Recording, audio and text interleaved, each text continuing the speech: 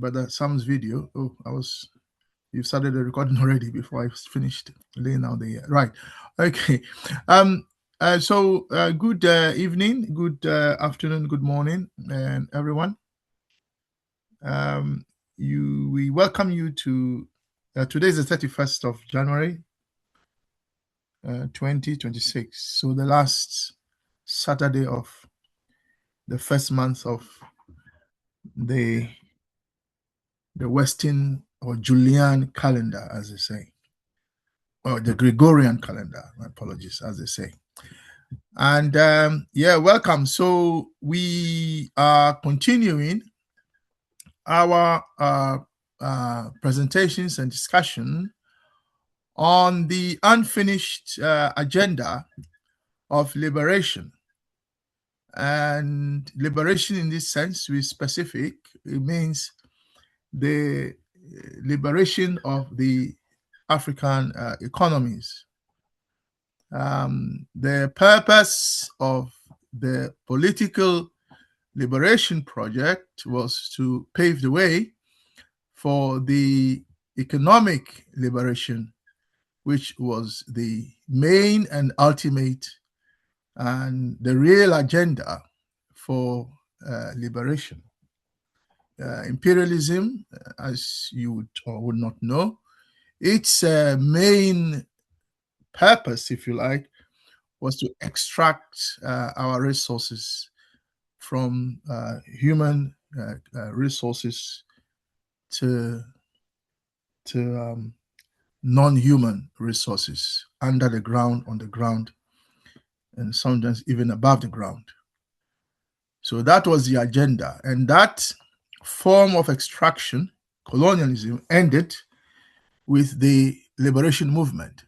But the argument at the time was that in order for us to make the vital decisions with respect to the political economy of the African economy, we needed to get rid of the colonial governments and replace them with black governments or African governments, who will then hopefully, well, that was the argument, make decisions on our behalf. There was a consensus at the time that however much brilliant colonial rule was, the best form of colonial rule is inferior to self-rule. And the best way to be free is to be free. You can't be under someone and then hope to be free. That's the only way you can be free is to be free. So it was that in the Gold Coast at the time, as you would know, you should know by now, or if you don't know, that was the case, that the slogan was self-government now. And there were African elites who were saying at the time that no, we should not drive out the white man. We should not drive out the colonial government. No, let's not do that. Let's work with them. Let's partner with them. Let's partner with them until we are comfortable or confident enough to run the government ourselves. So that was one group of elites, African elites, who were making that argument. And then there was the other group who said, no, we are free. There is no way we can partner these people and be liberated. The only way to be liberated is to be liberated. And then we make our own mistakes, and then we learn, and then we grow, and then we develop. Anyway, the matter went to the people, and the people decided. So these two arguments were put to the people in the Gold Coast. They heard both arguments, and they decided that the argument of Nkrumah made more sense. So they voted overwhelmingly for the Nkrumah agenda, which then paved the way for the independence of the Gold Coast, which became Ghana. And then, having come into office, Nkrumah led the decolonization movement. And by 1960, a lot of African countries had been liberated. Not all of them. As we know, South Africa became independent in that sense in 1994. And I remember Winnie Mandela saying, go and tell Nkrumah that, South Africa is finally free. So that was a liberation project. And at the same time, we still have Western Sahara. There is still a lot of argument. I hear the UN have ruled in favor of Morocco. But the Western Sahara also wants liberation. But anyway, the point is that this liberation is not supposed to be the end. The political liberation of the colonial territories were never supposed to be the end of the liberation project.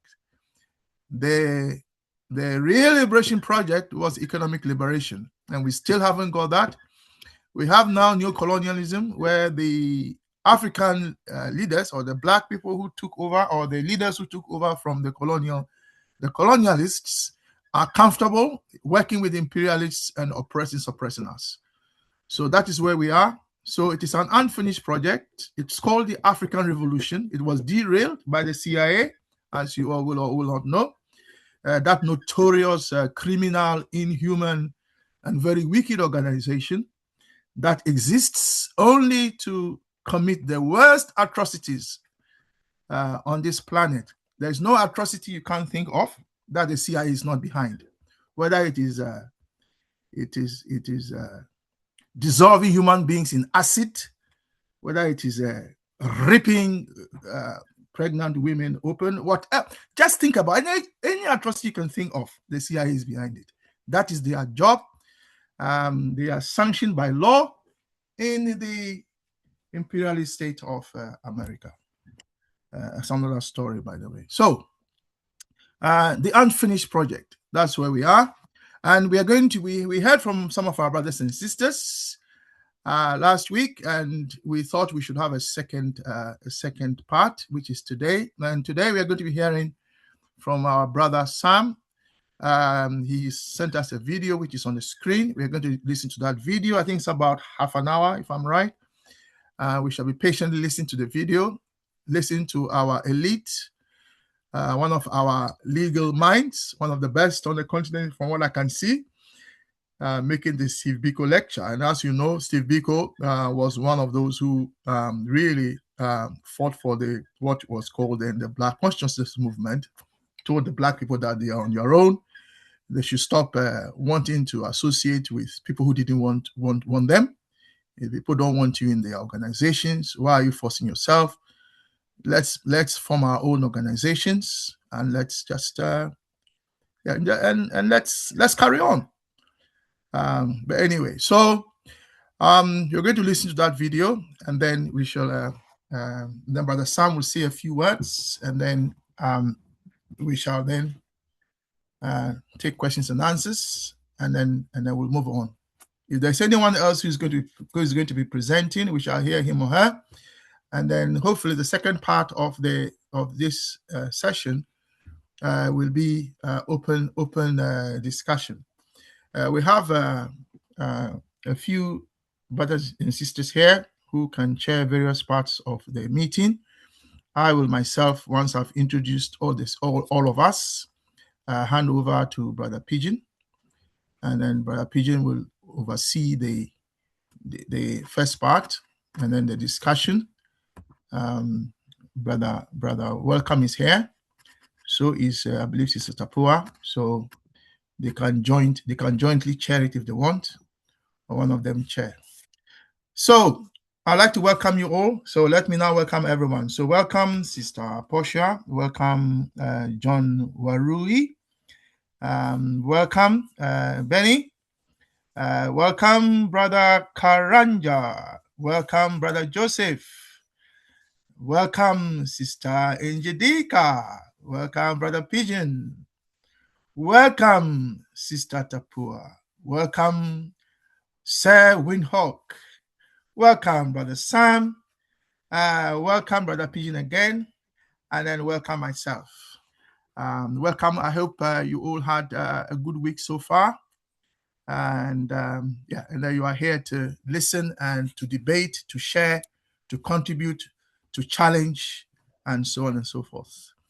So thank you. So that is me done. I'm now going to hand over to Brother Pigeon to continue. Although I'm aware that I'm controlling the video. So I suppose, Brother Pigeon, should I just put the video on then? But maybe you want to say a few words? Oh, yeah? No, Brother Kwame, you just leave the video on. Is that okay?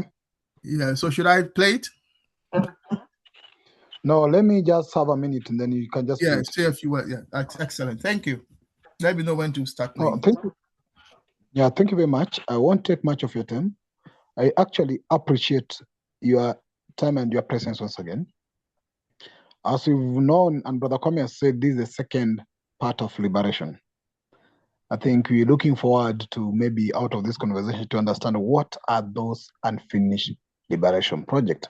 As a liberation is a broad areas, what areas do we have to complete the liberation project on? And probably, I believe out of this session, we might be able to come up with some tangible steps that we need to do in order to finish the liberation. Probably a timeline, a series of activities, commitments, and an organized framework on how we can finish those liberation projects. Because I know it's one, but in a broad sense. So I'll not take my time. I'll just hand it over to Brother Sam. And as Brother Kwame directed, probably we will be listening to the video shared. They maybe can come in. So you'll direct us, Elder Sam. When do we have to stop? Whether we play the whole video or whether we pause as you comment on a statement and you go ahead and you comment in that order. So once again, it's back to you, Brother Sam. Please direct us. Welcome, Elder. Elder Sam is a veteran. Elder Sam is a veteran Pan-African who has been in the struggle for actually the Azania and is having experience both as the struggle and also a lot of wisdom one can learn. Elder, I don't want to say much because I know you are not a person of that much. Go ahead, brother. Thank you. Am I audible? Yes, you are. Thank you. Good evening, everybody. Brother Kwame, Brother Pigeon, those who are directing us. Members on the platform, it's a great pleasure for me to be doing this, but I think I must acknowledge what we had last week was really satisfactory for me, and I learned a lot. I hope today I wanted to come from a different perspective, and just as a way of background, the video is about a lecture of Steve Biko. Here it's a short version of it. It's a 3-hour lecture, and I can post the larger part so that members could know what was really entailed. But my approach was to take a contrast of two liberation movement fighters of our country. The other one is an advocate, the one who was doing the lecture, and the other one was the freedom fighter of the PAC. The one doing the lecture is the former freedom fighter of the African National Congress, Umkhonto we Sizwe, its Liberation Army. And then the other one is a former PAC, a political leader who went to Robben Island after the 1960 Sharpeville massacre. And he rose to become acting, or not acting, deputy chief justice of the country after getting educated through the studies whilst he was still in Robben Island and coming back to qualify as an advocate and then ultimately the acting chief justice. Both are talking about what we have said. The liberation movements have not completed the struggle. Both of them are telling us that this is a time to reset, to restart. In the words of Deputy Chief Justice Dikhamu Seneke, who ended up being a deputy president of the Pan-Africanist Congress of Azania, but then left when things were not going well. In his words, he says, nearly 3 decades into democracy, the revolution has failed, and South Africa faces an urgent task of resetting its fate, future, and vision. He concludes, I conclude with a heavy heart that the revolution has failed. The quest to alter the power relations in society in favor of the excluded and marginalized masses of our people has failed. the high political and social ideals of those of us who were part of the glorious struggle have by and large come to naught. That's him, Dikam Seneke, when he concluded this. He was talking, I think, in 2022. And then in 2025, we have the lecture by Advocate Kakani, who's a younger boy, a person who came after the Kam Seneke. But the important thing that I want to conclude, both of them have written books. And the Kam Seneke's book is that it's a liberation, it's a memoir of his liberation. And he says, you are your own liberator. He says, you are your own liberator in that book. So even that book, it will be important for members to get. And then the advocate Kakani wrote his own book.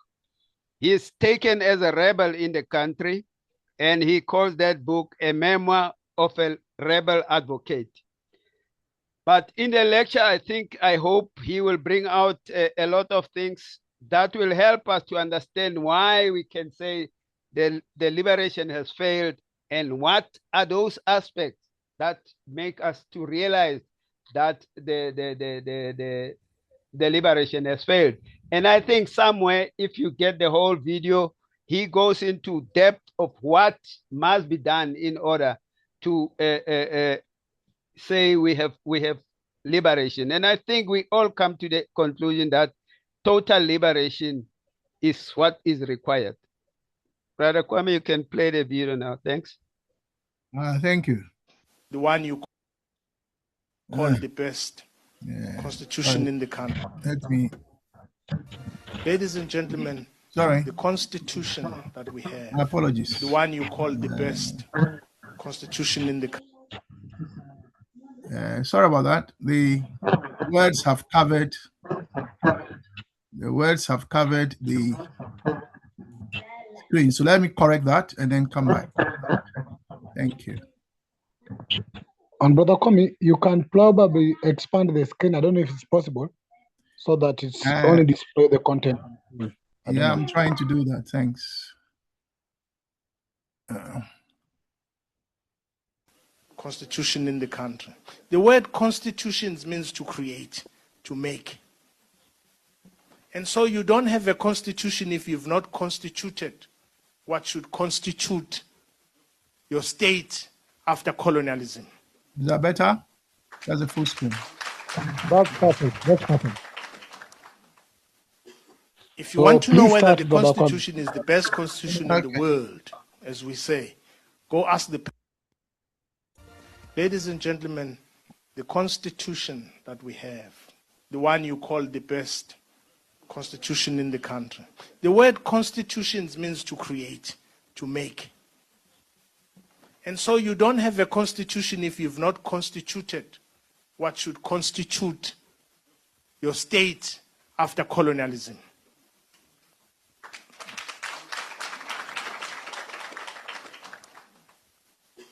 If you want to know whether the Constitution is the best constitution in the world, as we say, go ask the person who will sleep without food tonight. Everyone who has said this phrase is someone who's comfortable. They have a blanket tonight. They have food to eat. Everyone who says we have the best constitution in the world is usually a lawyer like me. Liberal, white, black, coconut, comfortable.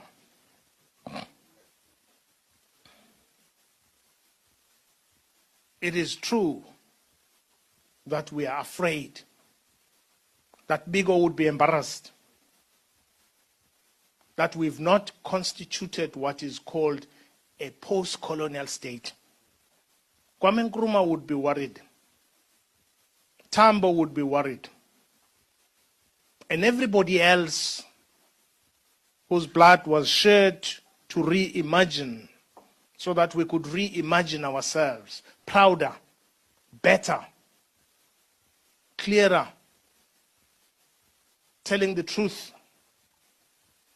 as our three-course meal, in the morning, and during the day and evening.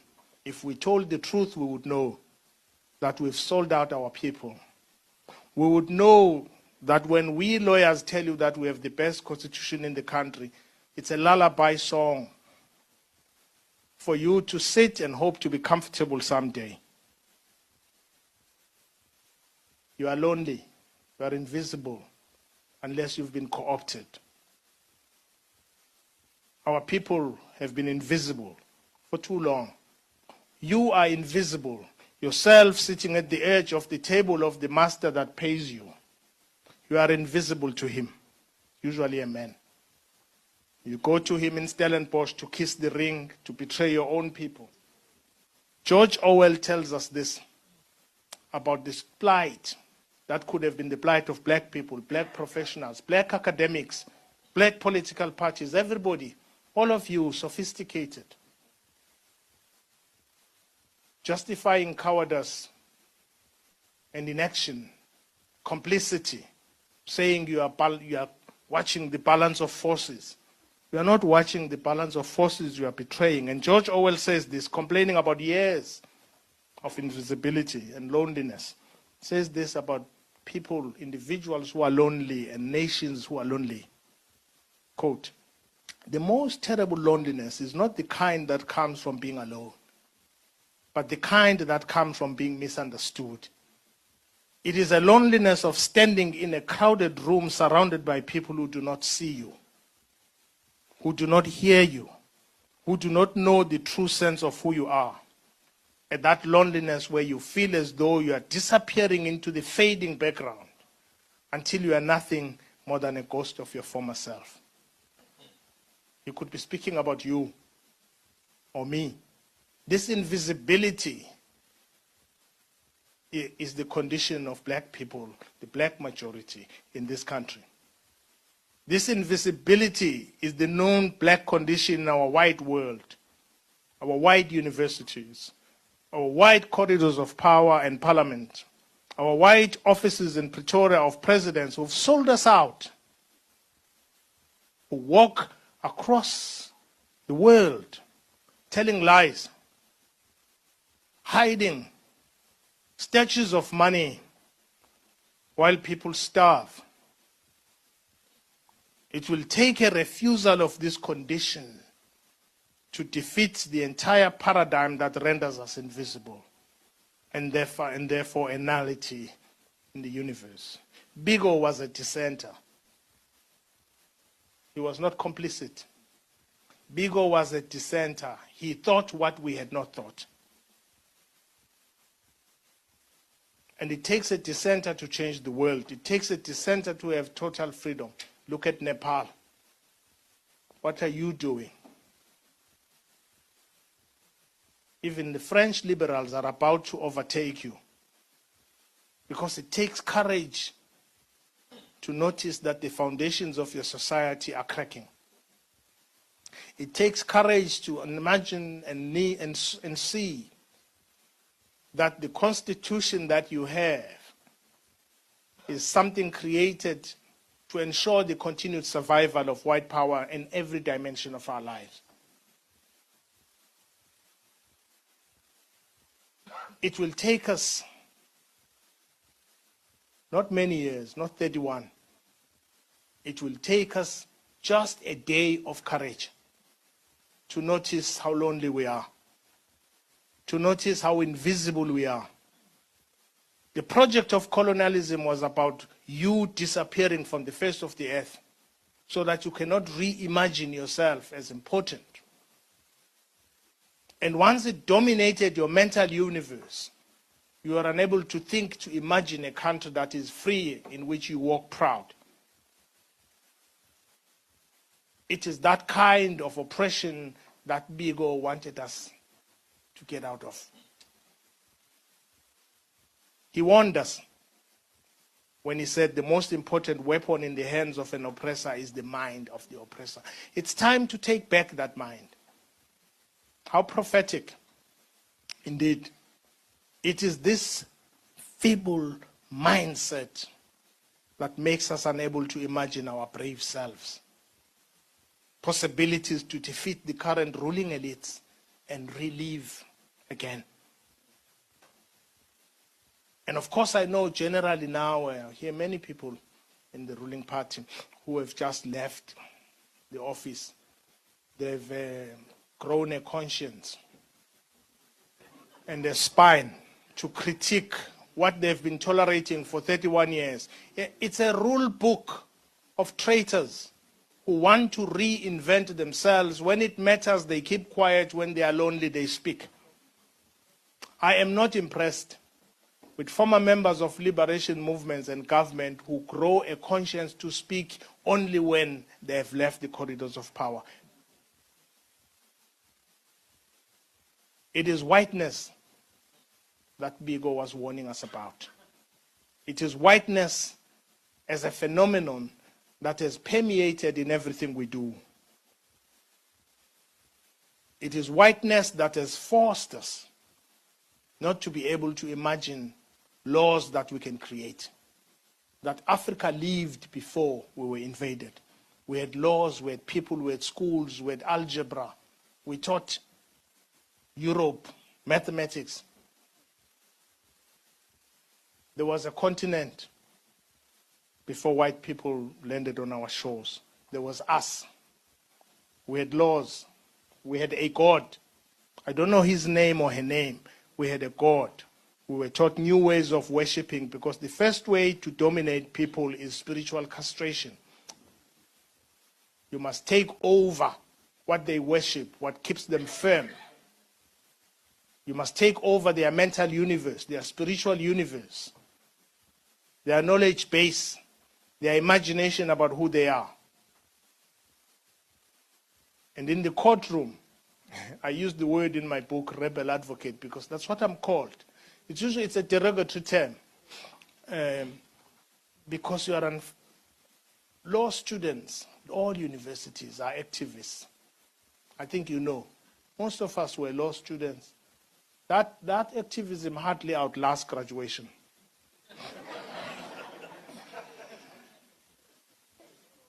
It hardly outlasts graduation.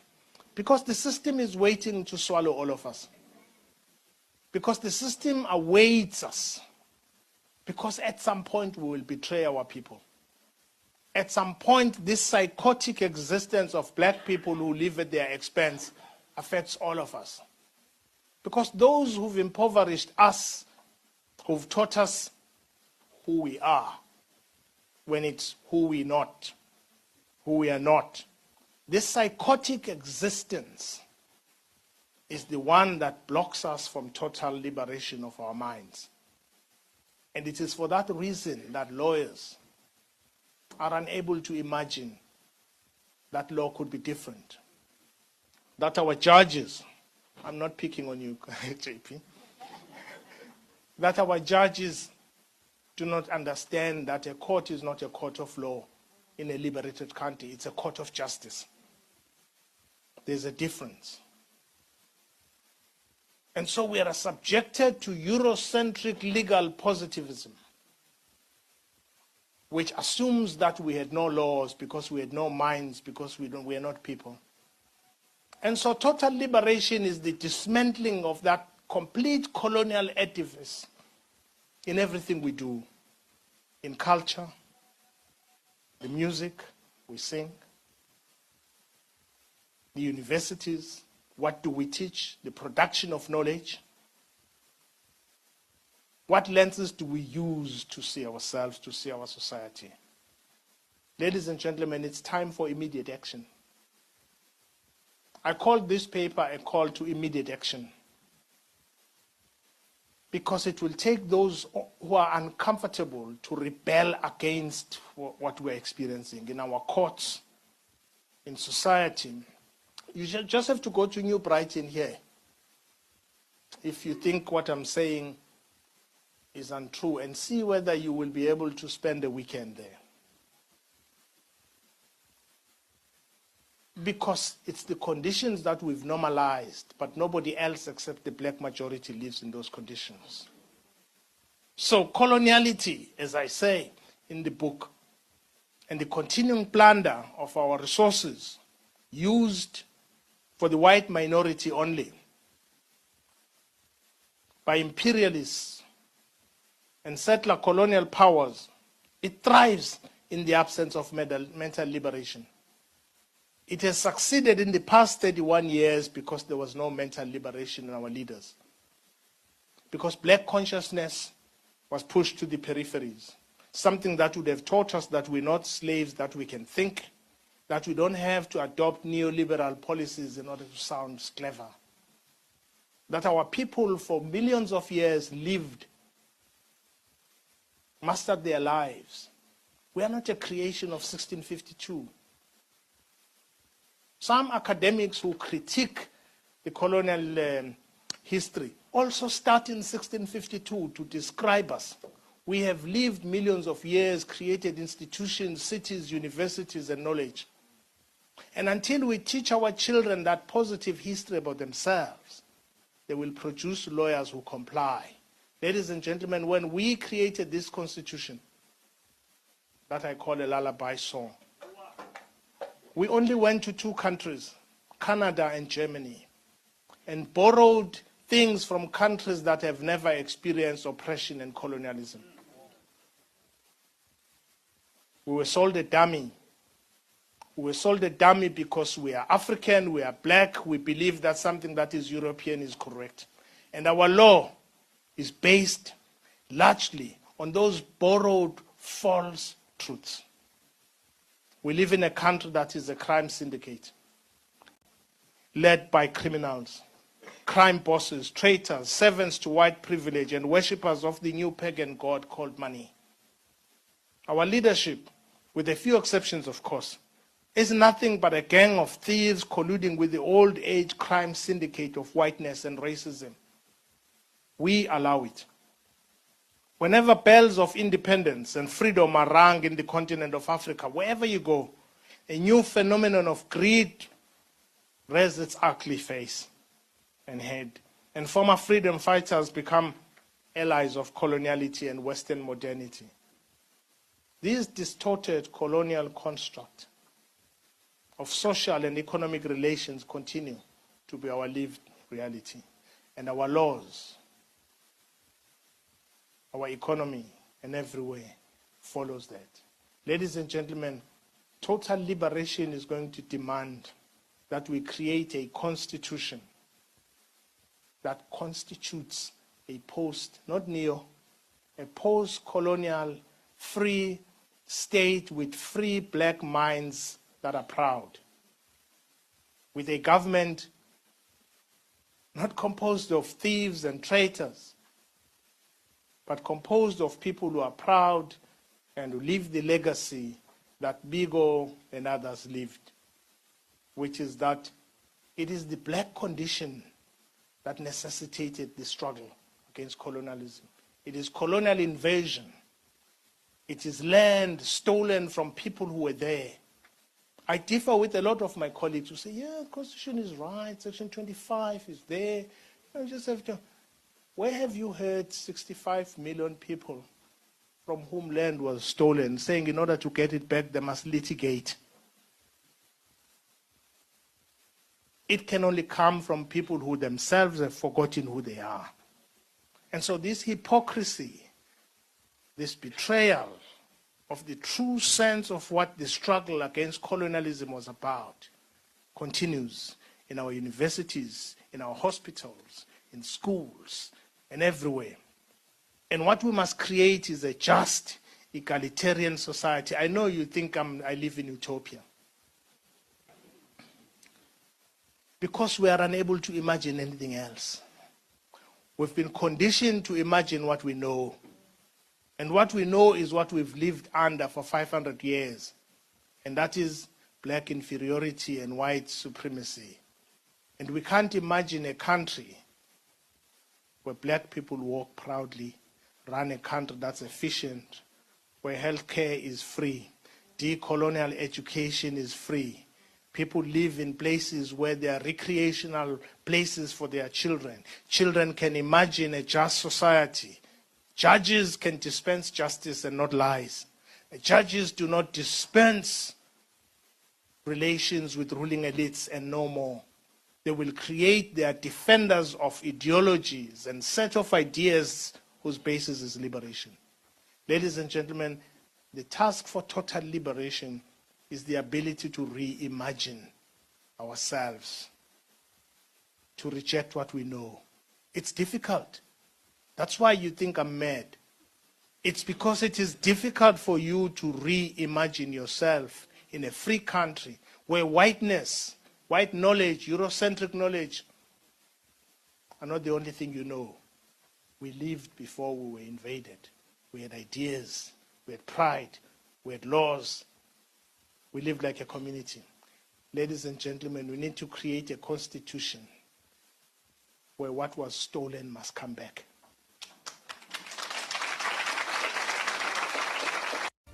Ladies and gentlemen, the constitution that we have.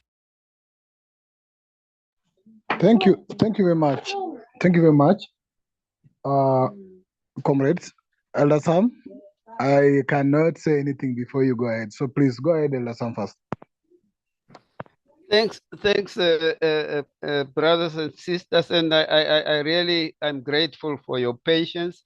I didn't know that it was a bit long, but I believe it captures the mode. You know, this lecture comes on the background that we as South Africans, especially we the freedom fighters like he was and Deputy Chief Justice Moseneke was, we were happy.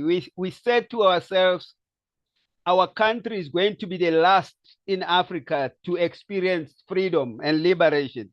And we always said, we are learning from all the mistakes that all our brothers have done.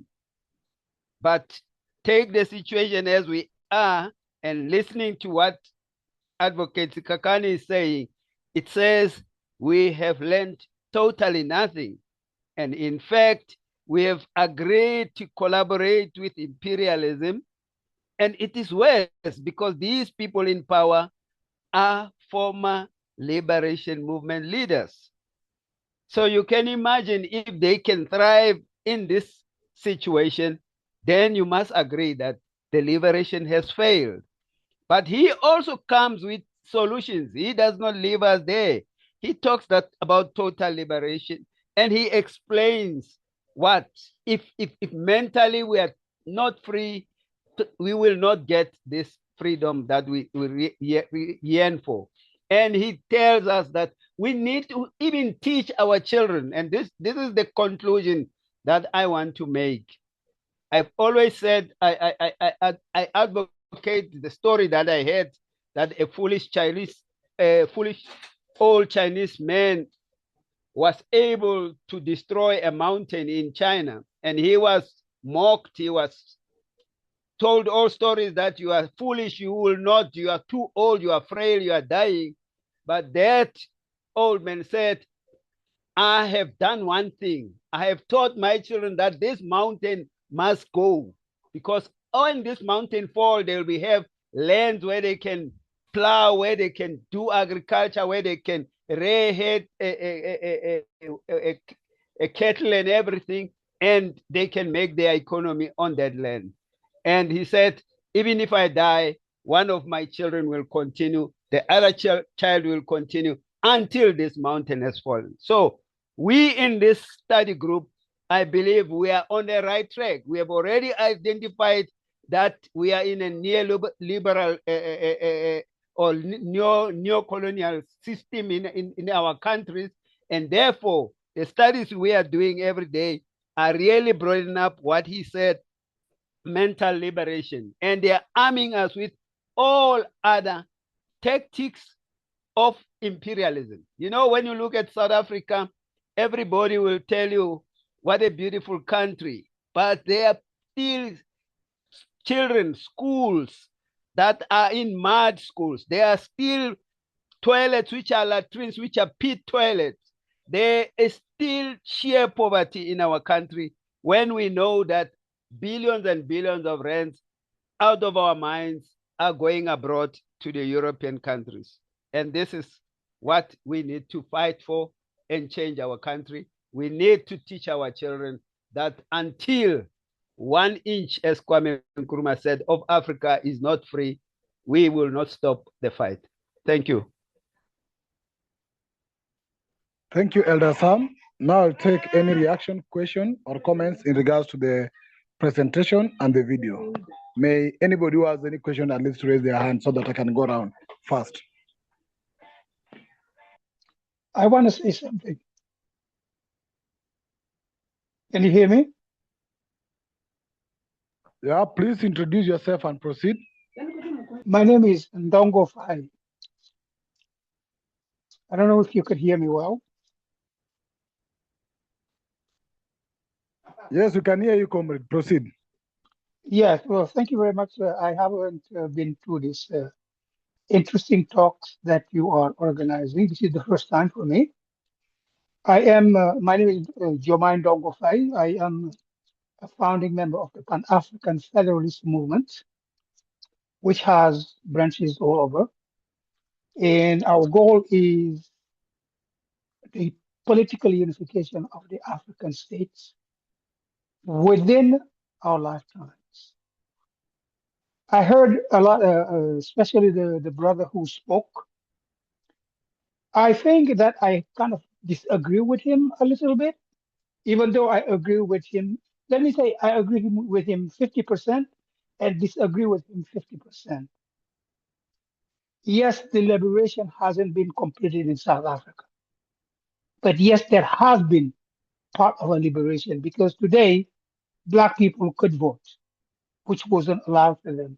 Black people could go just about anywhere in South Africa, which was not the case. I don't live in South Africa, I'm from Senegal, but I had known a lot of, I live in the USA, and I had known a lot of South Africans. During the apartheid, I worked for both the ANC and the Pan African Congress at the UN. Dr. Peku was my boss here, and I had met Chris Hani in a few occasions. But yes, part of the liberation is done in South Africa. There is a part that remains to be finished. And this is why I agree with the economic freedom fighters. Yes, you do have political liberation, quote unquote, but the economic liberation remains. Now, Zimbabwe is a good example, a good mirror for South Africa to look at. I bet that it is not because the leaders of South Africa or Azania don't want to pursue the economic liberation. But what happened to Zimbabwe after Mugabe imposed the respect of the Lancaster Accord is something that brothers and sisters in South Africa must reflect on. What happened to Zimbabwe is because Zimbabwe has a deficit of sovereignty. The West was able to impose sanctions that brought to the knee the economy of Zimbabwe. The same thing they will do with South Africa because Azania has a deficit of sovereignty. And this is why the PAC, I agree with them, without unity with the rest of Africa, like Kwame Nkrumah says, without a united African state, which will be strong and include South Africa, that type of sovereignty that South Africa, Azania needs in order to pursue the economic revolution, economic liberation, restituting the land to those people it has been stolen from. That South Africa, Azania has to be part of a united African state. We could talk whatever we want, but power, sovereignty, you do not beg for it. You make people notice that you have it. And they don't dare to do certain things that because they understand the consequences of what you will do, what will happen to them. So for me, brothers and sisters who are listening, South Africa, Azania, the blood and tears of my brothers and sisters like Solomon Malango, like Steve Biko, like thousands of others, which I cry when I look at the film Cry Freedom. Those will only be made worth it. If you, brother and sister in Sardinia, South Africa, advocate like the economic freedom fighters are doing, like others, the PAC, for South Africa, Azania to become a part of a united African state. Let me just tell you, they say this for last. Africa has potential that no one has. California, if you live in the USA, California is the seventh power in the world. In Africa, we have at least 4 or 5 California in Africa, South Africa, Egypt, the Democratic Republic of Congo, Nigeria, even Ethiopia have more resources than California. Could you imagine when these countries the resources were put to their maximum and they surpass California? Would you imagine that no one in the ghettos would be hungry? There will be no more ghettos in South Africa. There will be no more ghettos in Senegal because we have too many resources in order to be hungry.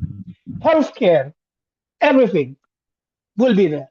A constitution, like the brother said, I have a little bit of disagree. A contribution is only a memorandum of understanding between different groups of interest and opinion. Comrade? Thank you. Yeah, you can come back later. Let me take some hands up first, then you can come back later. Elder Joseph, greetings. How is Grenada? Please go ahead. Yes, I wouldn't be long at all, but I couldn't agree more with the speaker, the CBCO lecturer. In fact, I have faced a similar experience as him. I've been called crazy. I've been called all this thing because ever since I was young, I was able to understand how we've been damaged. And it is not just mental, it's also psychological, emotionally. We need to heal and we need to cure ourselves.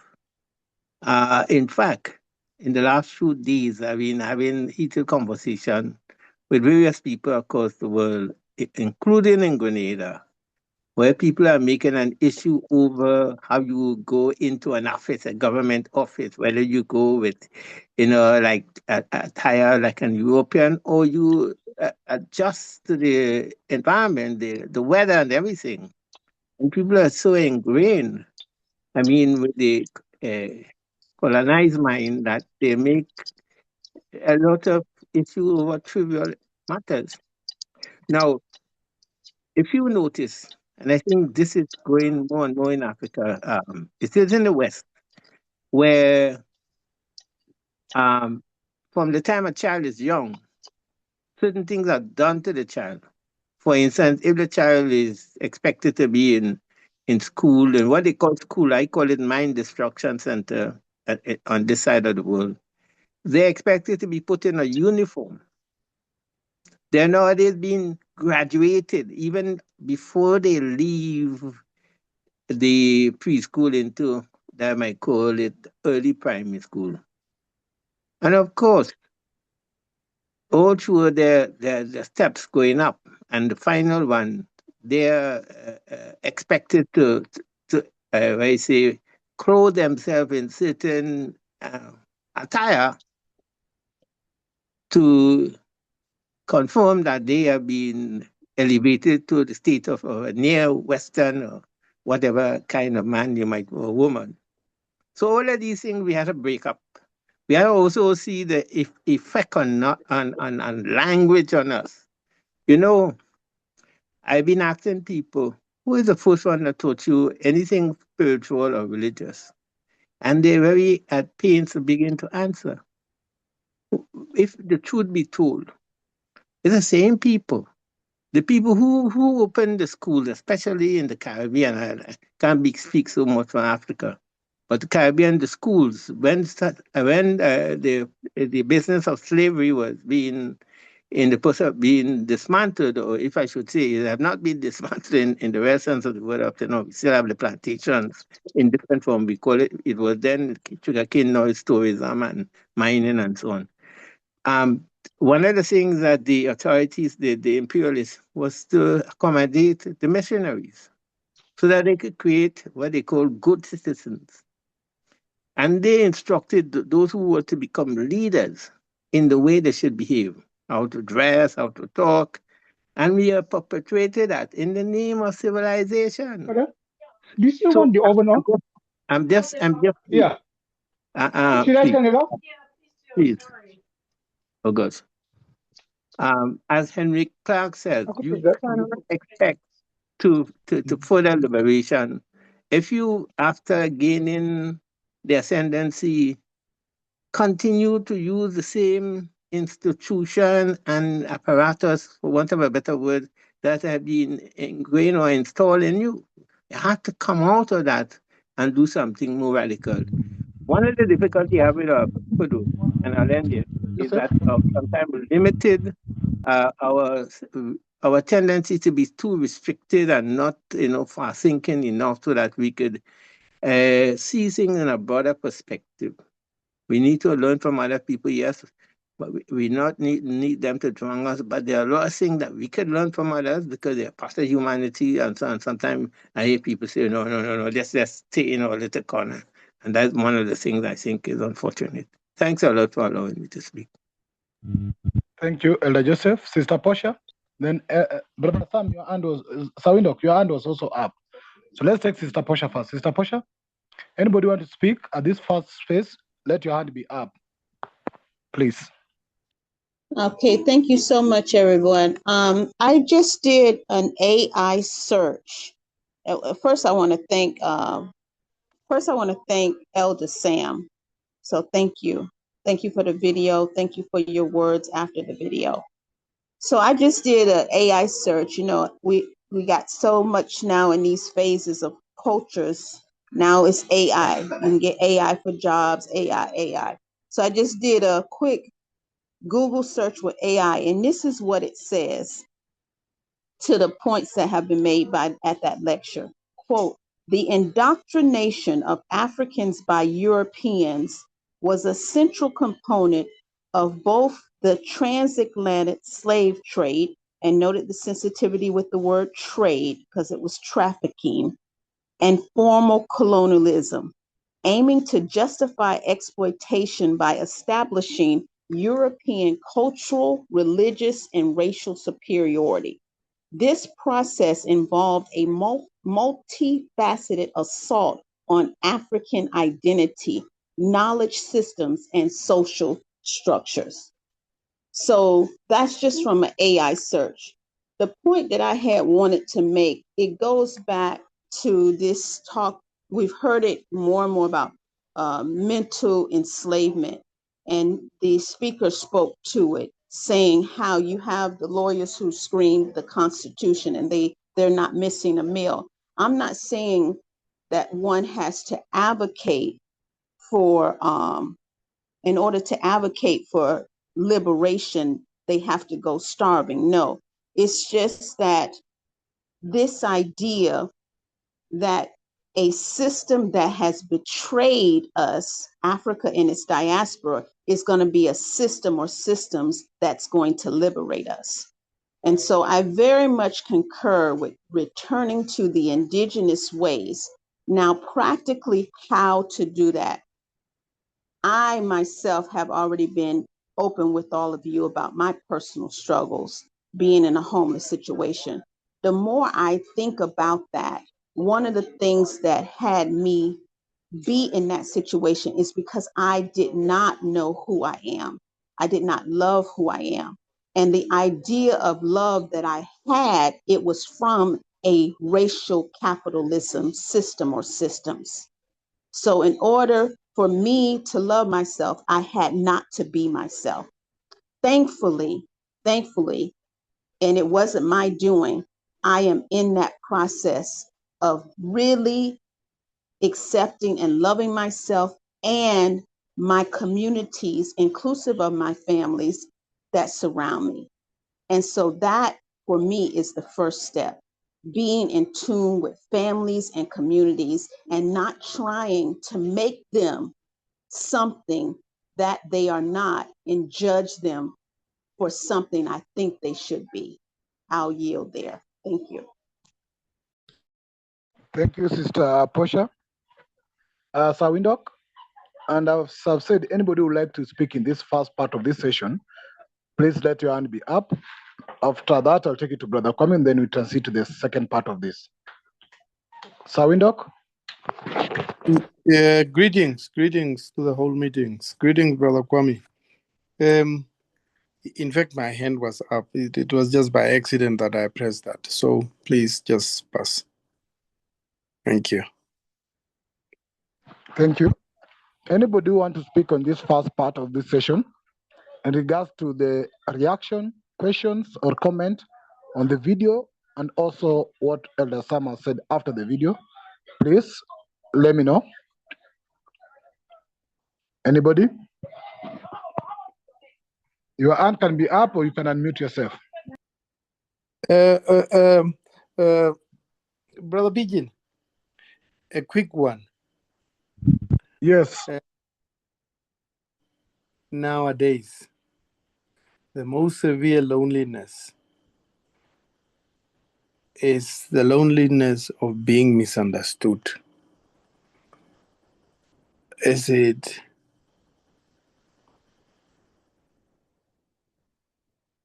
I don't know how to frame it. Let me reframe it and come back. Thank you. Because I want to revisit George Orwell's expression. Thank you. Thank you. Brother Coco, please go ahead. And greetings to you, Brother Coco. Greetings, Comrade Pigbin. Greetings, Comrade Sam Motau, my brother. Greetings, everyone here. Greetings, Elder Joseph in Grenada. And greetings to our brother who has spoken from Senegal. We welcome you in our midst, and we will really love to hear your voice a lot more. I think I've heard you in another platform where you were supporting Malema. So good. We like to hear your voices. I'm sorry I'm late, but Advocate Musi Sitakane is someone I follow a lot and admire a lot. So I will take time to listen to that lecture. I already know more or less most of his views about apartheid. He says we live in a new apartheid right now in South Africa, and he is never wrong. So just to say, I am grateful that we are having this discussion as we are having it today, because we are also reading about the evolution of capitalism from slavery and from feudalism on our Thursday classes.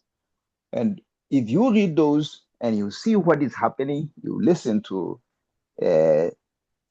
lectures such as what Advocate Musi Kakane is always saying, you understand why we are where we are as Africans. It's by design. I'll repeat again, it's by design. It's not by accident.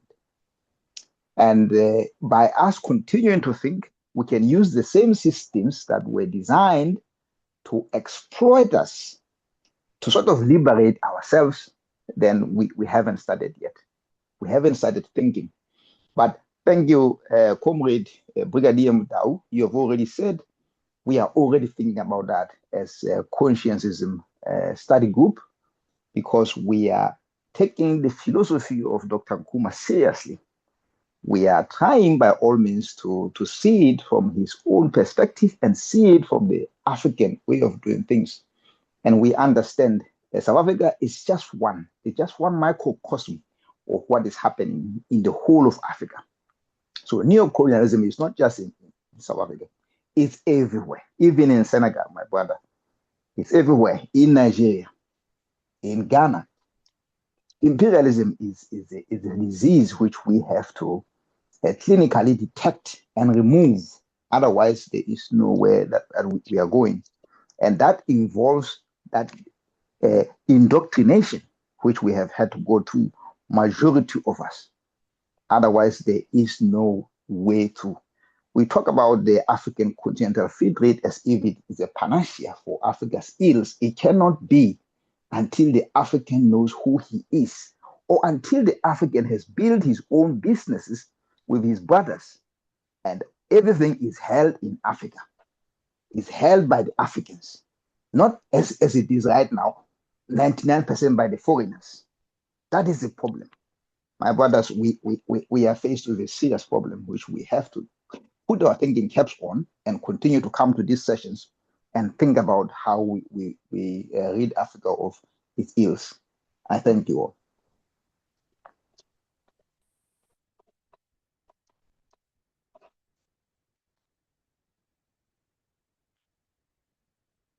Thank you. Let's go to Sister Tapua. Sister Tapua.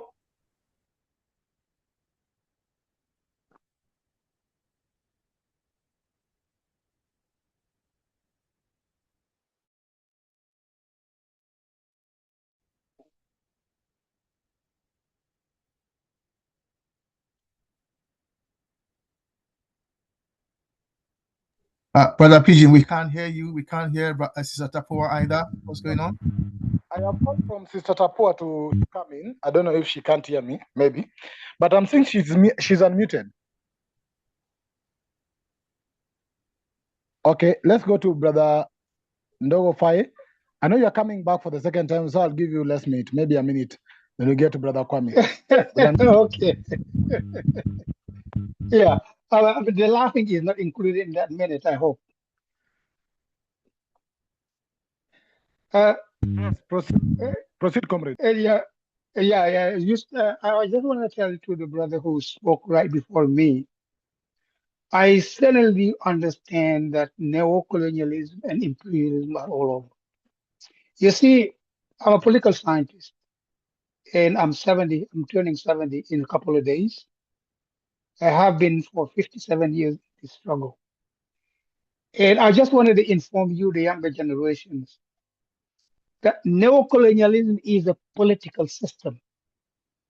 It's a political system which has colonialism or neocolonialism, doesn't matter. It's colonialism in general, is a political system which has one and only one objective, is to impose a mode of production. And that mode of production and distribution is called imperialism.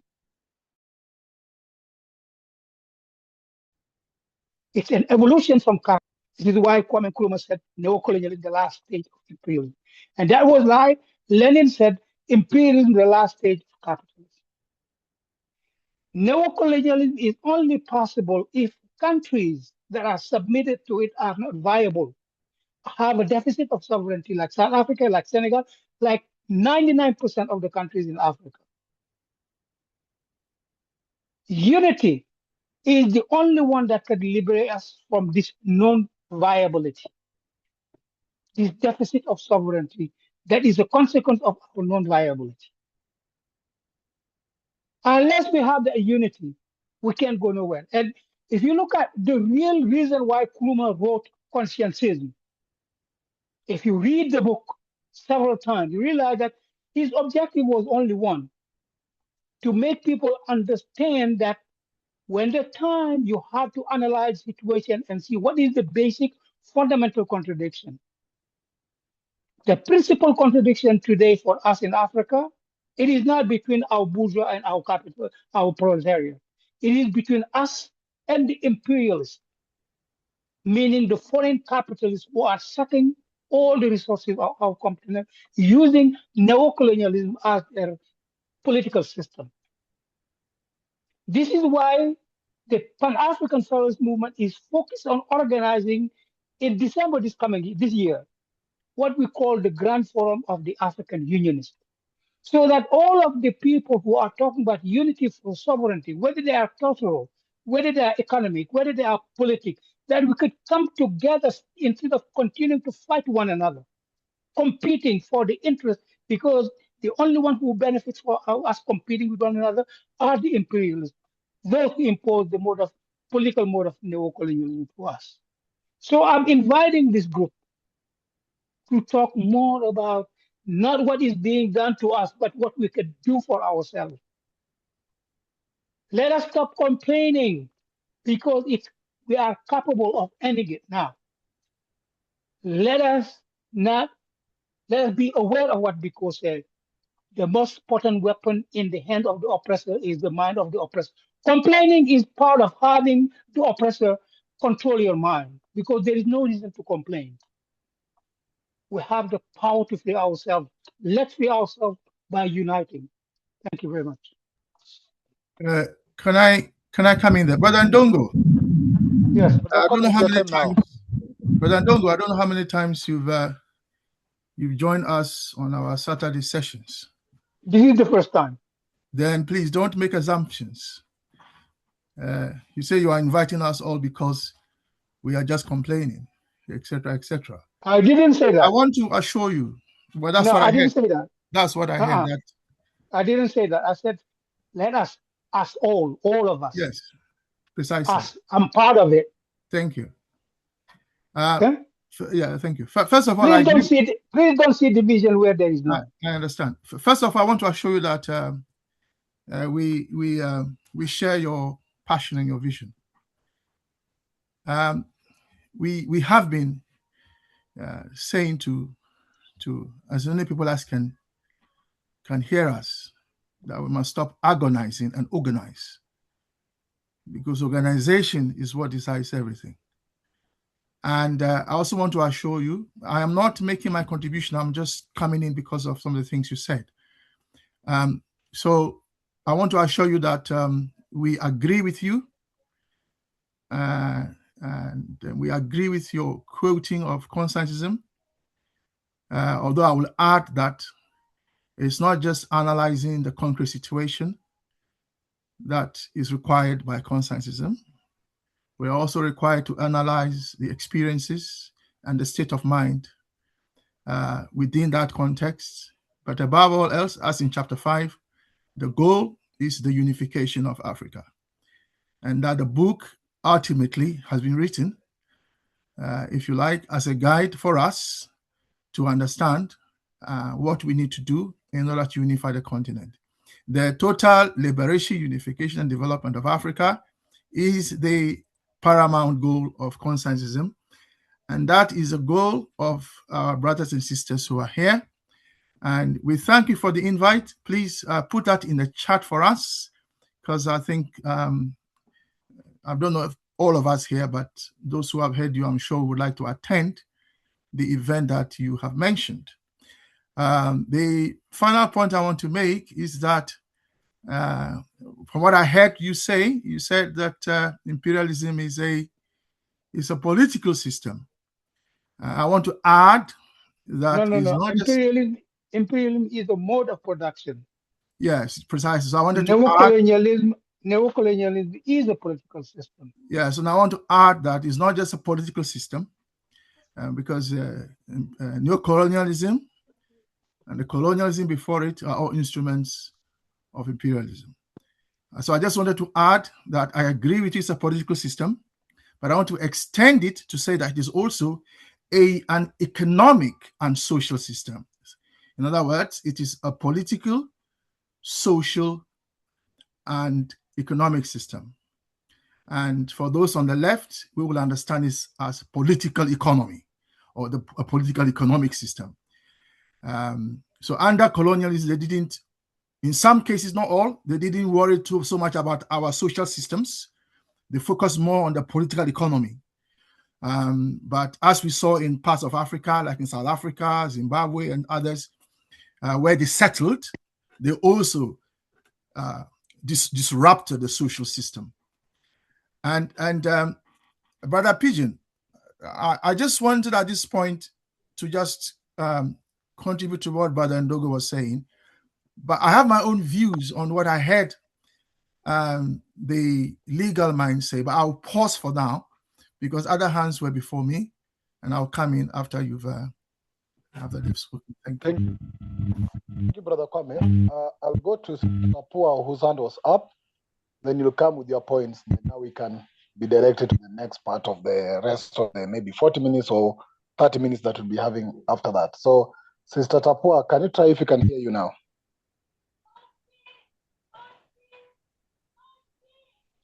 Sister Tapua, are you speaking?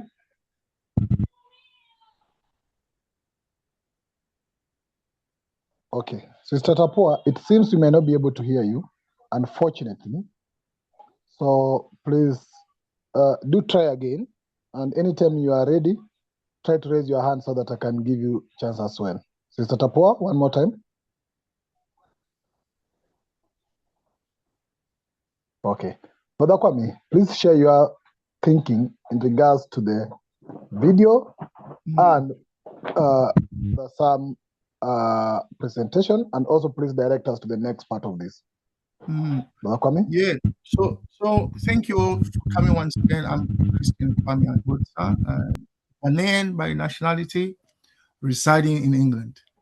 And I am your brother. Yeah. So, Brother Sam, I listened to our legal luminary, and I was I don't know, but he seems to be very comfortable. He's speaking very comfortably. You know, he seems to be addressing the mind of the listeners. Spoke a lot about imagination and etc. etc. Nothing wrong with that. You know, but I just felt that he didn't go far enough. That somehow he's also constrained by the environment as to what he can and can't say. I don't know, but I'm just commenting on what I heard. And we haven't heard everything he said, like you said. We only have heard a small bit. I don't think it was very long. I think the length was fine. I don't think it was very long. But I would love to hear everything he had to say, because what I have heard, I think, was great. But for me, it did not go far enough. I don't know if I missed it, but in this speech, as Brother Ndogo was saying and has pointed out to us, the most important thing, which is the unification of Africa, did not seem to feature in anything he said. I didn't hear it unless I missed it. Did I miss it, Brother Pigeon? I think you talked about the you have missed it. You have missed it, Prof. He says something. He did talk about unification of Africa, yeah? The South Africa can only resolve its contradictions if it is within the United Africa. Did he say that? Because I didn't hear that. I didn't hear that clearly. There is somewhere where he speaks about solution being us coming together. Africa. Right. Okay, that's great, because I would love for him to stress that the more, because I think South Africans are in a situation, from what I know, please I stand to be corrected, that South Africans have not completely understood that it is within the context of United Africa that they can liberate themselves.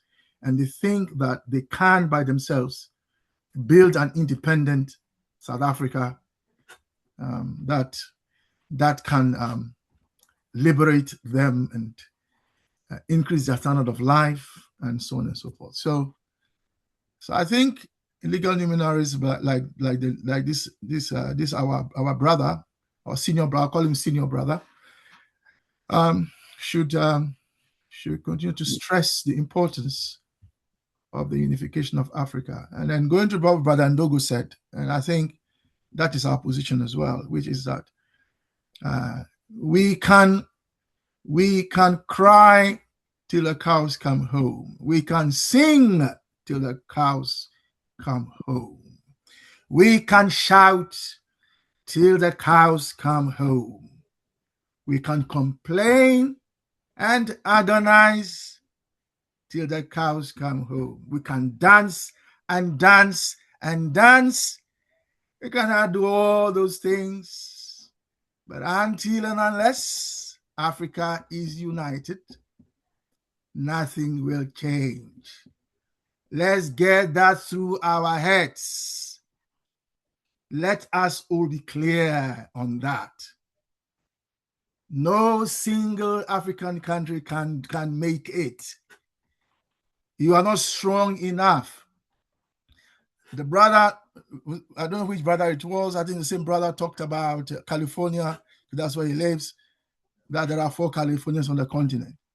Even so, none of those 4 Californians, even if they 4 come together, they cannot and will never be able to extricate themselves from imperialism. Okay? So let us all be clear on this. This is why we have been running these unification meetings on Saturdays since our dear sister here, I don't want to mention her name because she doesn't want to mention her name, since she pointed out to us certain glaring contradictions that make even us wake up to say that we need to start discussing this. Okay? So let us all be clear. We can talk and talk and talk until we are tired. All right, we can talk and discuss and chat and say everything. Fine. But it is action. And what kind of action? It is the unification of our continent that will change it. So what we need from this meeting, all right, is for us to begin to be part of a movement for the unification of Africa. Okay, we need a continental movement being streamed live as we move from Cape to Cairo, like an army of civilians, because we don't control weapons. Our weapons are our feet and our legs, our hands, our mouth, our eyes. Those are our weapons. And then we use technology. Let us, if we can, either initiate or be part of a movement. That is what is missing. There is no movement. Okay, all we do is talk, but we have no movement on the ground. And there are hundreds and hundreds and hundreds of young people who have nothing to do. They're unemployed. Can we find a way to motivate them to take on this baton?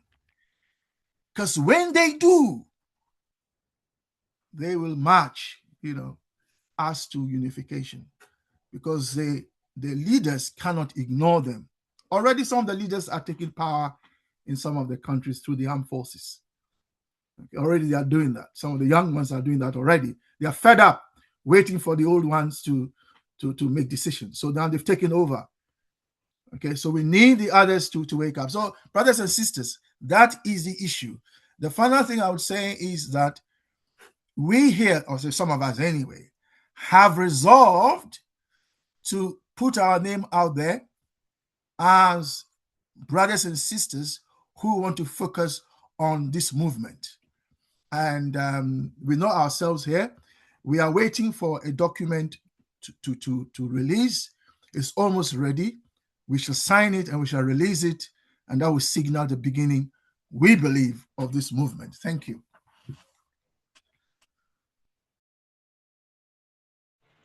Without coming, thank you. What's your guidance moving forward?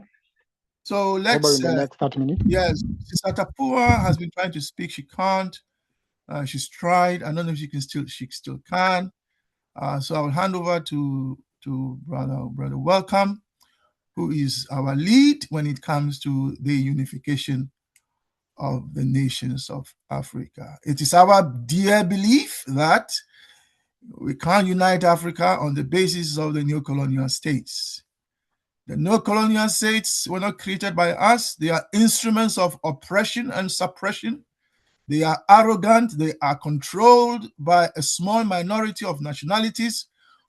In every African country, if it's not a monarchy, where one family is controlling the state, in the other territories, you have one nationality controlling the state. In Ghana, where I come from, the state, both parliament and executive are controlled by a group from the same area of Ghana. Someone would say that is democracy. Yeah, that's what democracy works. You can have dictatorship by nationality. And we are saying that that is not good for us. So we want the Africa to unite on the basis of the organic and indigenous nations of Africa. The human race was born in unity. When we arrived on this planet, we were united. And then over the centuries, we've become disunited. We fight, we kill each other, we bomb one another, we strangle one another. Some people go to bed with a hungry. We don't respect some of our members. Some of our men don't respect our women. Some of our women disregard our men. I mean, the whole thing is just chaotic. The entire planet is chaotic and is not helped by a system that is determined to just extract resources from one group to the other. So while they can live cozily, others can starve, etc., etc. The planet is warming. The environment is not taken into account when it comes to production. Brother Joseph, who is here, invited us to a session which I attended last week, and that session talked about how how fossil fuel was being extracted without regard for the environment. It was interesting but heart-wrenching to listen to that presentation. We had a brother from Uganda, very vocal, very articulate, and so on. He was describing what was happening across Africa. In fact, his description actually didn't just cover Uganda. In fact, the way he was talking for all of us, because the wetlands. I mean, some of us don't even know some of these things. You know, it's not because some of us are just we don't know. You know, and I'll count myself to be one of those. We need to learn. But anyway, so we were born in unity on this planet. We become disunited to the extent that the way we are going is not going to help us. So the only solution to the madness that is on this planet is not helped by people like Trump. The madness, the insults, the language, the disrespect is not helped by leaders. Some of our leaders on the global stage, they don't help, right? But anyway, what we are saying is that there has to be unification. And that is the only solution. If it means that the ancestors themselves will rise from the grave and force it, they will. But unification has to be the only solution to cure this madness that is on this planet. So I'll hand over to Brother Welcome, who will chair the rest of the session. He's, as I said, he leads our unification agenda. And Brother Welcome, I believe you are ready. Is that correct? Brother Welcome? It's too much talking. He says he can't hear. He can't hear the meeting. Oh, Sister Ida, well, you can hear me, so you can chair the rest for us then. Is that okay? So chair the rest of the... I'm actually visiting. So I don't think I can. Sorry. Oh, okay. So let's see.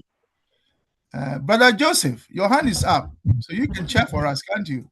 You can speak and then you can chair the rest of the session for us. Well, I'm not too sure. I will attempt to chair, but I'm not too sure if I was quite, prepared. But anyway, one of the things I omitted to say when I first spoke was the fact is that, and I think it's very subtle and people may not realize that, we need to move from you and me to us. I think in Ubuntu, we say, I am because of you. The thing about it, for instance, when I was watching and listening at the speaker from South Africa, I was seeing us. I was seeing we. I wasn't seeing him and me. And I think that is one of the parts completing the revolution in terms of that we don't see your tribe, my tribe, diaspora versus the continent and that kind of thing that we see. And Malema said it. Anytime we see one another, we should see ourselves in that person, because we all have some level of suffering that either we went through or we are going through because of the fact who we are. Africa is in us. As Kwame said, I am not African because I was born in Africa. I'm African because Africa was born in me. So, okay, I just wanted to add that part of it. So if we begin, so even when we're listening, and we're not listening to him or her, but we're listening to us. I think if people could start stretching their imagination, as the speaker said, we can begin to see the heal that sort of disconnect. So, and thank you, Brother Kwame, for highlighting the session that we had last week. In fact, it has been posted in Conscientious WhatsApp group, so people can check it out. No, so you asked me to chair now. Joseph? Yeah, yes, please. Joseph? Yeah. There are some hands up, yeah. Yes. Just allow me to finish the session with the key points from each person. What must be done? Now we've done part one, we listened to part two, we've talked all these things. Basically, just a minute to each person. What do you think must be done, and how do you think we can do it? For Brother Windog, to just take notes as the head of all the unification on what points are coming out. Because we are listening to what people are saying. We have listened. We've shared our thoughts and our comments. What must we do? You or us collectively? Because I think that then will be things that we can take a follow-up on and maybe can fit in some of the program. So just a minute of each person. I will be going around. Just tell us what do you think has been done. So Brother Pigeon, that's fine. So let Joseph do that, as he's agreed to chair the rest of the session. So, Brother Joseph, I have to take a cue from what Pigeon has said, and go round and ask. Yeah, thank you. And yes, Brother Pigeon, can I begin? Brother, welcome. Yes, Brother, welcome. I'm back, but my network is really tripping. So stable. I just wanted to ask Brother Pigeon to stand in for me fully and take the notes that he has alluded on, because my network is coming and breaking, and sometimes I can hear, sometimes I cannot hear. Yeah, thank you. Thank you, Brother Pigeon. Thank you. I'm sure he's heard you, and he will do that on your behalf. Brother Joseph. Is Brother Joseph still here? Yeah, please proceed. Thank you. So, I will start with you, Brother Kwame. What can we do? I think we should start a movement. Thank you. And although Brother Pigeon is taking note, I will ask him also, what do we do? Simply. Thank you. Joseph, can you hear me? Yeah, I'm hearing you. I wanted to request a minute also to share my thinking. Having been chair for that period of time, I was not able to share what I think. But in that process, I'll also try to what I think must be done. Is that right, Chair? Yeah, okay. Well, yeah, all right. We make concession. Yeah, go ahead. Now, the advocate is focusing heavily somehow on the Constitution. And I think the Constitution is a unifying factor here and a liberating factor here that we must focus on. Until, as he has explained, advocate, on how they came up with their constitution.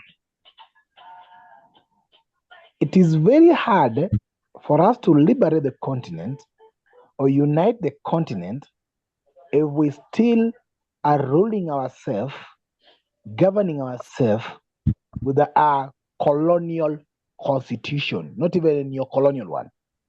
Because many countries are still even using their so-called independence, which is still like colonial constitutions. The constitutions has the power, if we can liberate it, to unite us. The constitutions define who become a citizen. How about if it can extend to define citizenship as an African citizen rather than a Kenyan citizen? How if it defines the borders beyond colonial territories? How about if it truly means the sovereignty in any constitution that we have the power to control ourselves and that we should not? I know many constitutions talk about it. We should not allow the foreign influences to meander in our internal affairs, but that always happens.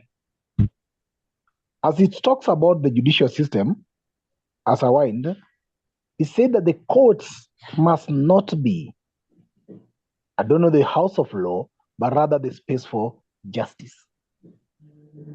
That tells us that the law is not just. And we tend to think that the law is just. It is not, especially when it's a colonial or neo-colonial law. So when the judiciary and the judges interpret the law, they might never find justice in that law. The key focus is our laws and legal system must be just, bring forth for us justice. Now, as I've said, what I think must be done is we must have a process to liberate and unify our constitutions. Thank you. Okay, thank you, Brother Pigeon. And I'll go now to Brother Sam for his simple, basic suggestion on what can be done, what can we do. Brother Sam? Thank you, Brother Joseph. Brothers and sisters, I want to start by not really refuting what our brother from, is it Senegal, Ndongo, said earlier. When I summarized the matter, I said in South Africa, we were happy to be the so-called last bastion of apartheid and colonialism, so that we should learn from others and their mistakes. And if you listen to what the advocate is saying, he says, we've got the power in South Africa, but if that power and constitution that we have cannot give us back the land that was actually the thrust of our struggle, and we need to litigate for that land, being the majority that the African National Congress was having, then it is not. And I think those are the essence of things. When some of us who were freedom fighters being helped, being assisted by countries that were risking to be shot and killed by the apartheid war machinery, those countries were ready to risk and defend us. They were ready to train us and teach us a thing that we, even after 30 years in South Africa, are failing to do, which says we didn't learn anything. We didn't come nearer to what the African brothers in the continent did when we were in the trenches fighting. And for me, that is where the failing of the revolution is. And now as we speak, the dilemma that we are sitting with is that even that African National Congress has been brought under less than 50% of the power in South Africa. And the worst part, you can count how many political parties, African people's parties, that have come out since 1994, telling us what? No direction of unity. And if we don't unite in South Africa, definitely we will not be able to unite going to the continent. And that is where our outcry of saying the revolution has failed is based on. So the important thing is unity, not only in South Africa, unity for all in the continent. But important, we should know what our freedom should look like. I think all these lectures are telling us, and what Nkrumah and others are saying, and definitely it's not going to be brought, that freedom, that ideal world that we are looking for is not going to be brought by those who have already failed. If we talk of the African National Congress, They cannot even, we know now that reforming whatever they are trying to do will not happen, will not bring that. So if we do the revolution, we need to know exactly what kind of system we want to see and how to get to that system. Thank you. Thank you, Brother Sam. And also thank you for choosing that video. I think it was very timely and helpful. I will go to now Amma. Amma?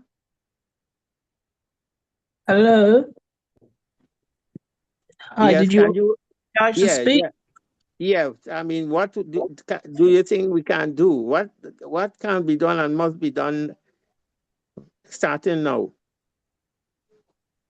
Okay, I'll try to be brief.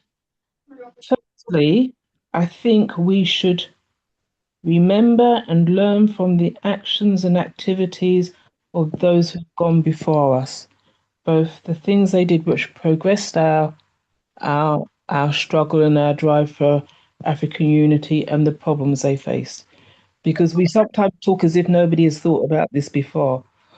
So I'm looking at Ghana. Kwame Nkrumah organised the All African Peoples Conferences as a way of building a greater African unity. Ghana, Guinea, Mali sought to build greater African unity. I'm just using those as two examples. 2, we should look for groups, organizations, formations, whatever we call them, that already exist within our African world, on the continent and in the diaspora, that have the same perspective and similar goals to us. They are out there. I'll give one example, the African Continental Unity Party. 3, we should build networks of the organizations, groups, groupings, whatever, who have that similar outlook towards us. 4, we need to go out amongst the people, mobilize the people, because if we look at our past struggles, the ones which moved forward were those that actually went out and mobilized the people. And we can't just do it online. And we learn from the people, but we also teach the people. It's a dual thing. Because if we go out amongst the people, and if you look at the PAIGC in Guinea-Bissau, that's one of the things which Amilcar Cabral noted, was that when you're out amongst the people, your strategies and tactics change because you are learning from the people. It's not just a one-way street. And in fact, since I've talked about Amilcar Cabral, one of the things I'm going to highlight is we must remember that the people include women. In every aspect of our struggle, women have been involved, and women are also the beneficiaries. And I'm saying that because on a number of occasions, just in this discussion here, some of you men folk have just talked about brothers. So if at this stage in 2026, our men folk are still talking about brothers, that is part of the, how can I say it, reconditioning the mind. That is part of decolonizing the mind, because 50% plus of our nations, of our continent, is women, and women have always been in the struggle, though often we're not recognized. I'm going to give one woman's name because today is the anniversary of her death. It's Tatina Sila, who was in the PAIGC, who in fact was killed on her way to the funeral of Amilcar Cabral. And I'm mentioning her name because most people don't know about her. We also need to understand the role of our youth, and our youth are always in the forefront, because if we look at our leaders like Cabral, like Nkrumah, like Lumumba, like Maurice Bishop, I can name, like Steve Biko, they were all young when they were assassinated and killed. It shows that they, as young men, and by young I'm talking 30s, 40s, and Nkrumah slightly older, 50s, they, as young men, were in the forefront of our struggle. Tatina, who I just mentioned, was 29 when she was killed, and she was in the front line of the PAIGC. We also need to remember that whilst we are organising for African unity, there are people who are organising against us. One of the things that we should learn and understand is you study your enemy. We should be studying our enemy. I actually am coming more and more to the conclusion that we should have a really concrete, what I would call intelligence wing, which is the Pan-Africanist equivalent of some of the intelligence wings that these other people have. We should be studying our enemy, because whilst we are looking at what we could do, they're constantly regrouping and constantly looking at how they adapt their strategies and tactics to continually build their interests. And we continually study and learn and study and learn, not just from books, not just in abstract, but we learn on the ground, at the grassroots, amongst the people who we are saying we want to change Africa for. Because at the end of the day, any change that comes has to benefit the masses of African people, not just a few, but the masses of African people. And we have to recognize that some of our leaders will betray, as the ones who are in power in most of our nations at the moment, but also we can and have done produce revolutionary leaders. But what we need to recognize is how we protect that leadership, that progressive leadership. I'll finish there. Okay. Thank you, Sister Amma. And now I will go to, and if people could be as brief as possible. I know sometimes it's difficult, but if we can be as brief as possible, it'll be helpful because time is running out. Bernie Owusu, Secretary, Bernie.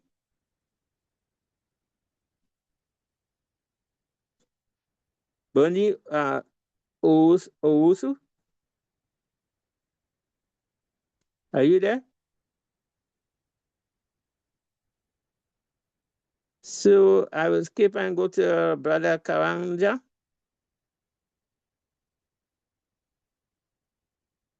Hello?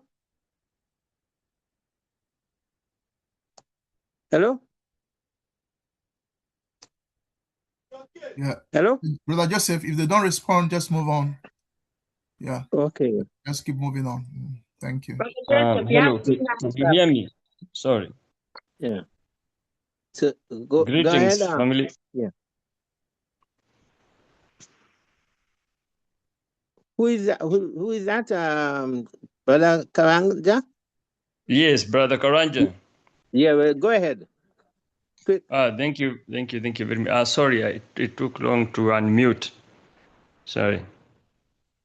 So I've been paying attention, and what I take home from this meeting is we have to design our own system of politics or governance that works like these other races, because you see the Arabs, they have their own system of governance, political, religious, through Islam.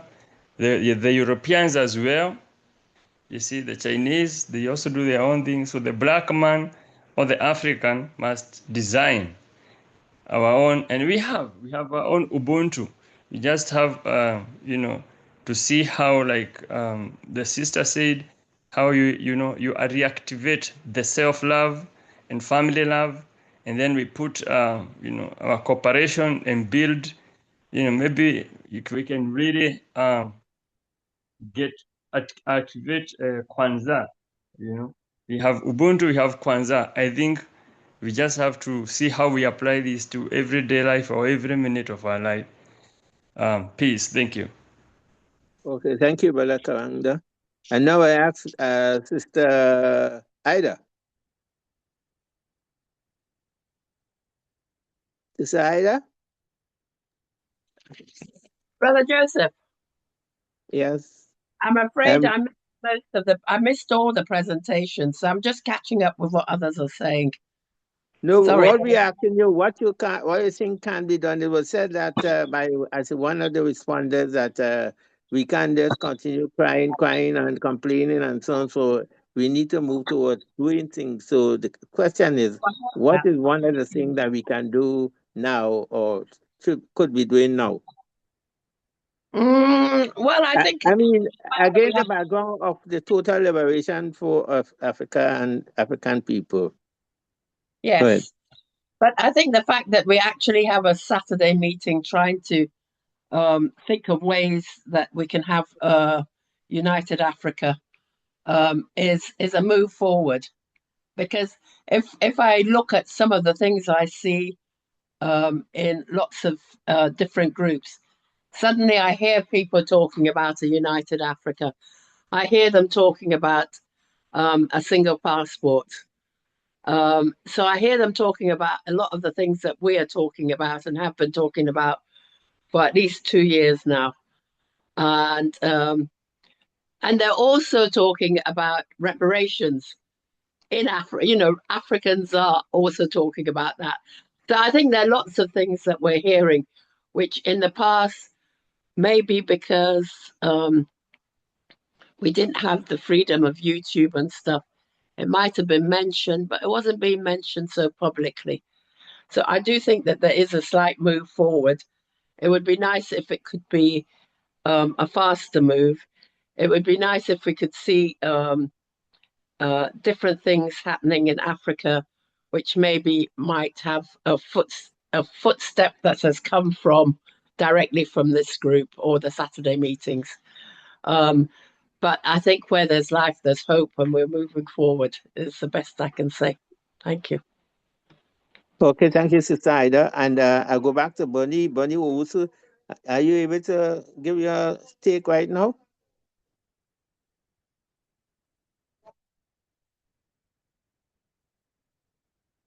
Okay, I'll go to Sister Tapua because I recognize that Sister Tapua hand is up. Hand is up. Can you come in, Sister Tapua?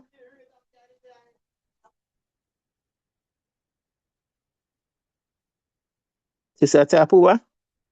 Brother Joseph, she's tried and tried and tried. It hasn't worked. Okay. So. All right. So my folder now is the next button I have in line. Mafore, if I'm pronouncing the name properly. Good evening. Please keep me for later. Okay. So I think everyone that was given a chance, I will just say, consolidate what I said before when I said we need to move from you and me to us. And I would like to extend the word solidarity. I mean, we need to cultivate that whole thing of solidarity. So when we see each other, we don't see separateness, we see connectedness, solidarity. So what the next thing we do? Is there room for no? But excuse me, Elder. I have not spoken, and I believe Sister Tapua is able to speak now. I'm not sure, but I have not given my answer. This is Portia. Okay, but I didn't. I saw PCA. I thought it was part of the link up with the conscientious group. Sorry for omitting you. Sorry. Go ahead. Thank you. And Queen Sister Tapua, I do hope we'll be able to get to you. If you log in and sign out and turn on your mic and video, that may change or update the app. Okay, what can I do? I'll start here in this group. If there's anyone in this group that I have offended or anyone feels aggrieved by anything that I have done, whether consciously or unconsciously, please come to me so that we can discuss that and there can go through that reconciliation process. That's what I can do in this group. And then in terms of what others have said, I have no objection. I'll refer to what Malcolm X had in his speech on the founding of the OAAU on June 28, 1964, which speaks to Sister Alma's earlier point. that there are those who have come before us. So we can refer to that. Not saying we take everything, but what did work, we can honor them that way. That is a way of honoring our ancestors. Before I get to that, the reality is that our internet is controlled by the racial capitalist system or systems. So if we even get to a point of such organization that has been advised, that will be cut off. Another reality is that if we become a threat to that system, arguably they will take us out.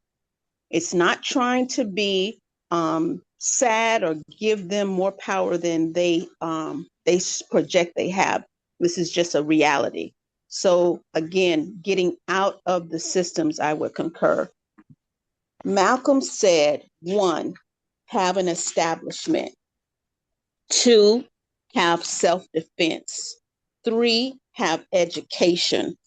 4, have politics and economics knowledge and also action. And then the other one that Malcolm X said, pardon me, he talked about the importance of community. So this speaks to what all who have spoken have said in some way. I just add again that the internet is part of the oppressive system and systems. And if we do become a threat in that system, arguably it will take us out. Thank you. Sister Portia, we've heard you. You don't need to stress it. At the same time, Nkrumah said that the secret of life is to have no fear. Thank you. Yeah. Thank you, Sister PCE, as I have you listed here. So we are winding down, and I wouldn't try to go over the time. But I want to thank everyone. Oh, Sister Sapua, we really would like to hear you. Are you able to contribute now? No, she's not still not able to. Okay. So Brother Joseph, so we've come to the end of the session. So if you, as chairing this session, if you round up for us, and then hand over to Brother Pigeon to give the announcements, and then we bring the meeting to close. Thank you very much. I don't think. I mean, I will say thank you to all those who contributed. I think it's always good when we all add a little bit into it. It makes it even more nicer and more enjoying. So thank you very much, and I will hand over to Brother Pigeon at this time. Thank you, Brother Joseph, and thank you for everyone who has actually shared the thought. It's so unfortunate that my sister Tapua has not been able to share her thinking, and I know it's because of technology or technical issues. Sister, we will still maybe meet again next Thursday, Saturday, for you to share your thoughts. So thank you, and we actually appreciate your attempts to try and make it through. We know these are systems and technology with issues. Now, we are actually still continuing our studies on Thursdays. Especially, we are dealing too much on capitalism and socialism. So please join us in that conversation. It's very interesting. We are looking at society and ideology. And then on Saturday, Brother Kwame will announce our next topic on Saturday. Then we have also the reading club for those who want to join on Mondays. It's going on from the same time, 6 p.m. GMT. And the recordings are always just there on our YouTube channel for the purposes of actually reference, knowledge, and all that you do with them. So in case you think that your opinion or your points need not to be shared in the public on our YouTube channel, always get in touch with me so that we can do something about it. But yes, we are still having many programs ahead of us this year, and we will actually share them as we move along.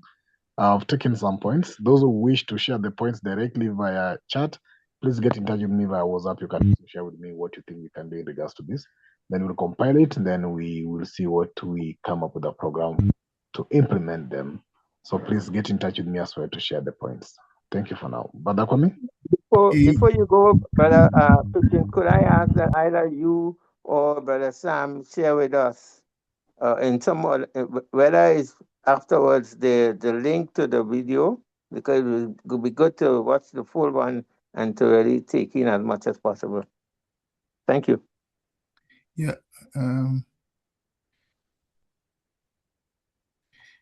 Yes, Brother Pigeon, the session for next week, which is the first week in February, 7th February, is continental sovereignty and authority. And the week after that, which is the 14th, is, I believe, we'll hear from the ambassador, the Venezuelan ambassador to South Africa, and that's on the 14th. And on the 21st, we shall hear from Sister Chisomo on the recent iShowSpeed tour of 20 African countries. Then on the 28th, we shall discuss monetary sovereignty and African money. So in short, next week is unification. The week after is liberation. The week after is development. And the week after that is economics. So our Saturday sessions rotate between unification, liberation, development, and economics. Thank you, Brother Pigeon. Yeah, finally, I didn't remember, but there is an activity tomorrow put on by Caribbean Labor Solidarity with the Cuban ambassador to London and someone from St. Lucia. The Cuban ambassador will be talking about the situation in Cuba as it relates to the impositions of U.S. And also the guy from St. Lucia will be talking, saying that, the Caribbean is no dumping ground for refugees. So I will share the link in the Conscience WhatsApp, so if people are interested, but you need to register before time. Thank you. Thank you. The link also for the video by Elder Sam, I think I'll get it from Brother Kwame or Elder Sam, and I'll also share it among the participants for them to listen to it for. Bye-bye for now, and that's the end of it. Let's meet again on Monday, Thursday, or Saturday. Yeah. Night, everybody. Thanks. Thank you. Bye, y'all. Thank you.